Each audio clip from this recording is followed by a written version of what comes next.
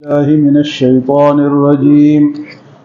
بسم الله الرحمن الرحيم.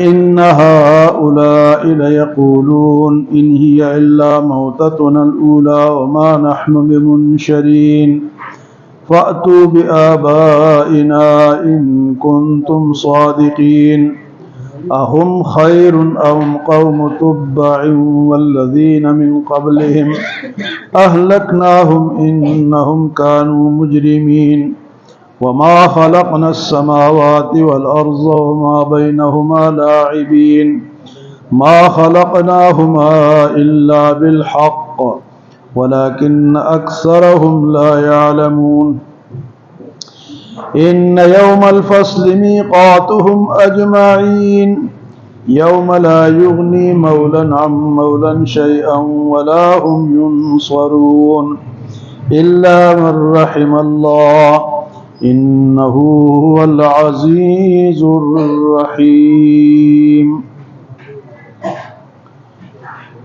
جب فرعونی غرق ہوئے اس کے بعد اہل مکہ اور مشرکین نے یہ مطالبہ کیا کہ اگر آخرت سچی ہے تو پھر کیا کرو. ان ہؤلاء لیقولون، انہوں نے یہ کہا کہ ان ہی الا موتتنا الاولی وما نحن بمنشرین، ہماری یہ پہلی موت ہے، دوبارہ موت ہماری نہیں ہے. دوبارہ نہ پیدائش ہے نہ موت ہے. آخرت کے انکاری تھی. اور میں اگر آخرت ہے تو پھر اس طرح کرو، فَأْتُوا بِآبَائِنَا إِن كُنتُمْ صَادِقِينَ، جو ہمارے باپ دادا مر گئے ان کو پہلے زندہ کرو، ان کو تو پہلے لاؤ. یہ ان کا مطالبہ تھا. لیکن یہ اللہ تعالیٰ کا قانون نہیں ہے کہ وہ دنیا میں کسی کو سامنے زندہ کر کے دوبارہ اس کو مار دے. یہ قانون نہیں ہے. اللہ نے یہ قانون بنایا ہے کہ ایک ہی وقت میں دوبارہ اٹھاؤں گا. تو انہوں نے یہ مطالبہ کیا کہ ہمارے آباء و اجداد کو زندہ کر کے دکھائیں. تو اللہ نے اس کا جواب تو نہیں دیا، لیکن ان کو سمجھایا کہ تم بہت بڑے فن خوان ہو. اہم خیر ام قوم تبع، تم زیادہ بہتر ہو یا قوم تبع جو گزر چکے ہیں وہ تم سے زیادہ بہتر.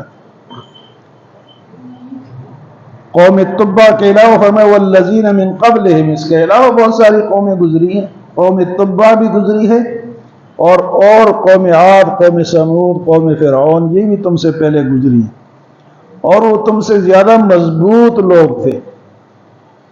قرآن میں آتا ہے کہ وما بلغوا معشار ما آتیناہم، بھئی تم تو ان کے عشیر بھی نہیں ہو. وہ جو گزر چکے ہو اتنے طاقتور تھے، تم اپنے آپ کو طاقتور سمجھتے ہو.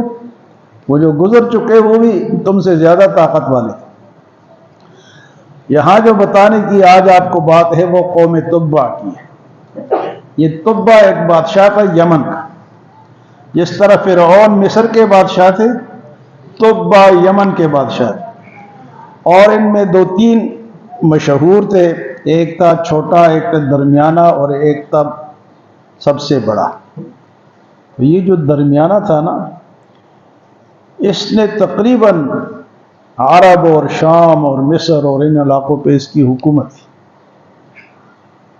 تو یہ مدینے سے گزرا، اس کے ساتھ لشکر تھا، فوج تھا، تو جہاں بھی جاتا یہ لڑتا. جب مدینے کے مقام پہ آیا تو اہل مدینہ سے لڑنے لگ گیا. لیکن اہل مدینہ دن کو اس کے ساتھ لڑتے تھے اور رات کو ان کی مہمانی کرتے تھے. دن کے ان کے ساتھ لڑتے تھے اہل مدینہ اور رات کو اس تبع کی مہمانی کرتے. اس کو تھوڑی شرم آئی کہ یار بڑے اچھے لوگ ہیں، لڑتے بھی ہیں لیکن مہمانی بھی کرتے ہیں. تو اس کو اس ٹائم کے یہودی علماء نے کہا کہ اہل مدینہ سے نہ لڑو، یہ آخری پیغمبر کا ٹھکانہ ہے، اس کو تم فتح نہیں کر سکتے ہو. یہاں ایک آخری پیغمبر آنے والا ہے. تو جب اس نے یہ بات سنی تو وہ حضور صلی اللہ علیہ وسلم پر حضور صلی اللہ علیہ وسلم کے آنے سے 900 سال پہلے حضور پہ ایمان لے آئے۔ 900 سال حضور دنیا میں نہیں آئے، 900 سال پہلے یہ شخص ایمان لایا، اور ایمان بھی ایسا لایا کہ اس طبہ نے کہا کہ ایک خط اس نے لکھا کہ حضور صلی اللہ علیہ وسلم کے نام، میں طبہ ہوں، آپ اللہ کے پیارے نبی ہیں، میں آپ پہ ایمان لاتا ہوں، آپ کی کتاب پہ ایمان لاتا ہوں، کیونکہ آپ کا اور قرآن کا ذکر تو پہلی کتابوں میں موجود تھا۔ اس نے وہاں سے وہ علم حاصل کیا، پھر کہا کہ میں آپ پہ ایمان لاتا ہوں، اگر زندگی میں آپ سے میری ملاقات ہو گئی تو میں آپ کی خدمت کروں گا، اور آپ کی وہ کیا کہتے ہیں، آپ کے الفاظ میں سیوا کروں گا، تو خدمت کروں گا آپ کی، آپ کے لشکر میں رہوں گا، میں آپ پر ایمان لاتا ہوں، اور اگر میری ملاقات نہ ہو سکی تو میں تب بھی آپ کا پرانا امتی ہوں، تب بھی آپ کا۔ تو اس نے وہ خط لکھا، اور خط اس نے بند کیا، اور بند کر کے اس نے کہا کہ یہ میرا خط جو ہے یہ حضور تک پہنچایا جائے۔ وہ خط جو تھا کرتے کرتے کرتے حضرت ابو ایوب انصاری رضی اللہ تعالیٰ عنہ کے اس خاندان میں سے تھے جو کہ حضور صلی اللہ علیہ وسلم کے میزبان تھے ہجرت کے بعد، آپ کے مکان، اور یہ وہ مکان ہے جو طبہ بنا کے گیا تھا، جس میں ہجرت کے بعد آپ کے تشریف فرما ہوئے، یہ وہ طبہ بنا کے گیا تھا کتنے سو سال پہلے۔ تو ابو ایوب انصاری کو وہ خط ان کے پاس امانت تھا، جب حضور صلی اللہ علیہ وسلم تشریف لائے تو وہ خط حضرت ابو ایوب انصاری نے آپ کی خدمت میں پیش کیا۔ تو یہ وہ طبہ تھا، یمن کا بادشاہ تھا، تو حضور پر پہلے ایمان لا چکا تھا، اب حضور دنیا میں تشریف بھی نہیں لائے کہ وہ پہلے ایمان۔ تو اللہ نے یہاں اہل مکہ کو یہ بتایا کہ تم جو اپنے آپ کو کہتے ہو کہ ہمارے آباء و اجداد کو پیدا کرو، ان کو لے کر آؤ، تم بہتر ہے یا وہ قوم طبہ جو گزری، اتنے مضبوط لوگ تھے، اتنے علاقے پہ ان کی حکومت تھی، وہ بہتر تھے یا تم بہتر ہو؟ تو یہاں اللہ پاک فرماتے ہیں اہم خیر ام قوم طبہ، کہ تم بہتر ہو یا طبہ بہتر تھے، والذین من قبلہم، اور جو تم سے پہلے اور گزرے ہیں، اہلکناہم انہم کانوا مجرمین، جب انہوں نے جرم کیا تو میں نے سب کو ہلاک کر دیا، جو بھی جرم کرتے رہے وہ ہلاک ہوتے رہے۔ پھر اللہ پاک فرماتے ہیں وَمَا خَلَقْنَا السَّمَاوَاتِ وَالْأَرْضَ وَمَا بَيْنَهُمَا لَاعِبِينَ، میں نے آسمانوں اور زمین کو کھیل کے لیے پیدا نہیں کیا، یہ کھیل تماشا نہیں ہے، یہ حقیقت۔ وَمَا خَلَقْنَا السَّمَاوَاتِ وَالْأَرْضَ وَمَا بَيْنَهُمَا لَاعِبِينَ، جن کو ہم نے کھیل تماشا سمجھا ہے، اللہ فرماتا ہے یہ کھیل تماشا نہیں، یہ حقیقت ہے۔ قرآن میں سورۃ مومنون کے آخر میں اللہ پاک فرماتے ہیں افحسبتم انما خلقناکم عبثا، اے لوگو تمہیں میں نے کوئی خواہ پیدا کر دیا، عبث پیدا کر دیا، فضول میں پیدا کر دیا۔ افحسبتم، تم یہ گمان کرتے ہو انما خلقناکم عبثا، عبث پیدا ہوئے ہو؟ نہیں، عبث نہیں ہو، انکم الینا لا ترجعون، تم نے پھر واپس میرے پاس آنا ہے، عبث نہیں ہے، کھیل کود نہیں ہے، تماشا نہیں ہے۔ جو لوگ اس کو تماشا سمجھتے ہیں، کھیل کود سمجھتے ہیں، انہوں نے آگے جا کے جواب دیں۔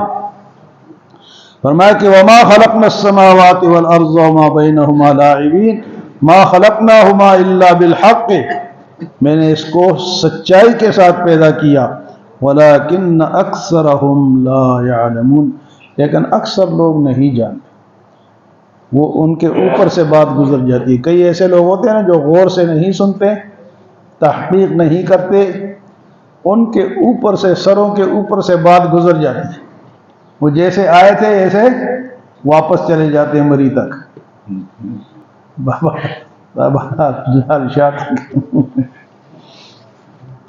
تو فرمایا کہ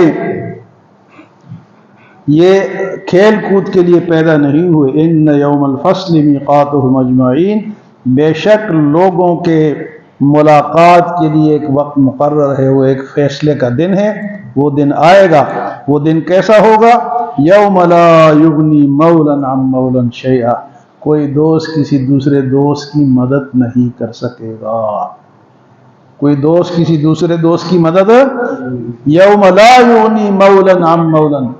دنیا میں تو کہتے جی وہ میرا ابھی آئے جائے گا، میں تھانے میں ہوں لیکن بندہ آ رہا ہے پیچھے سے، بندہ آ رہا ہے مجھے چھڑا کر لے جائے گا، میں نے بہت بڑا وکیل کیا ہے، میں جیت جاؤں گا۔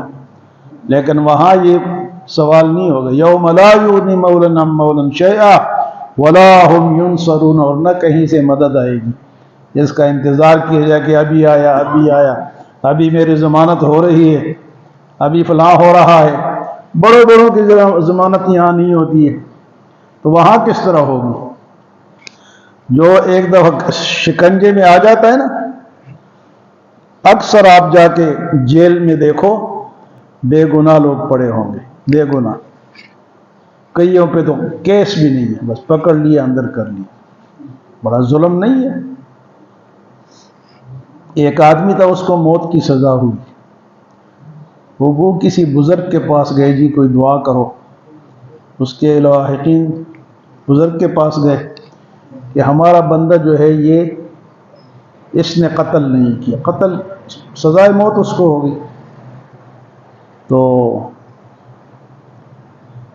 بزرگ نے کہا جی اس نے تو واقعی قتل نہیں کیا، لیکن اس کو سزا اس قتل کی نہیں مل رہی، اس کو جو سزا مل رہی ہے، اس نے ایک دفعہ چیونٹی اس کے ادھر آئی اور اس نے اس کو مسل کے پھینک دیا، اس کو تو سزائے موت اس کی وجہ سے۔ کتنا ظلم ہم کرتے ہیں، چیونٹی کے مسلنے کی سزا موت کی سزا ہو، اس نے قتل واقعی نہیں کیا لیکن اس نے یہ جرم کیا ہے۔ فرمایا کہ یوم لا یغنی مولا عن مولا شیئا ولا هم ینصرون الا من رحم اللہ، ہاں جس پہ اللہ کا رحم ہو جائے، جس پہ اللہ کا رحم ہو جائے وہ بچ جائے گا۔ اور اللہ کیسے ہیں؟ انہ هو العزیز الرحیم، وہ تو زبردست ہے، غالب ہے، اس کو کوئی مغلوب نہیں کر سکتا، کہ کوئی لشکر آ جائے گا ہم اللہ کا مقابلہ کر سکتے ہیں تو نہیں کر سکتے، وہ زبردست ہے، کمال قدرت کا مالک ہے، عزیز زبردست کو کہتے ہیں، اور رحیم رحم والا بھی ہے۔ اس کی رحم کیا ہے؟ یہ سب ہم جو بیٹھے ہیں اس کی رحم کی برکت سے، اسی نے ہمیں بلایا اور وہی بتاتا ہے۔ قرآن بھی ہمارے لیے اسی لیے اس نے بھیجا ہے، رمضان بھی اس نے اسی لیے بھیجا ہے، شب قدر بھی اسی لیے بھیجا ہے کہ میرے بندے بچ جائیں، میرے بندے بچ جائیں۔ تو رحیم بھی ہے، زبردست بھی ہے، کہ اگر کوئی کہے کہ میں تو اپنے آپ کو چھڑا لوں گا، وہ زبردست ہے، چھڑا نہیں سکتا، اور رحم کرنے والا بھی ہے۔ اس کی رحم کی یہ ساری داستانیں ہیں، مثالیں ہیں، رمضان ہے، قرآن ہے، مسجد ہے، نیکیاں ہیں، پیغمبر بھیجے، کتابیں بھیجی۔ تو یہ ہے تبا کی بات، آپ حضرات اس کو ذرا یاد رکھیں کہ تبا کون تھا، اس نے کیسے جناب حضور پہ ایمان لایا، اور اس کا خط پھر حضور صلی اللہ علیہ وسلم تک پہنچا۔ اللہ ہمیں ایسی سچی محبت نصیب فرمائے۔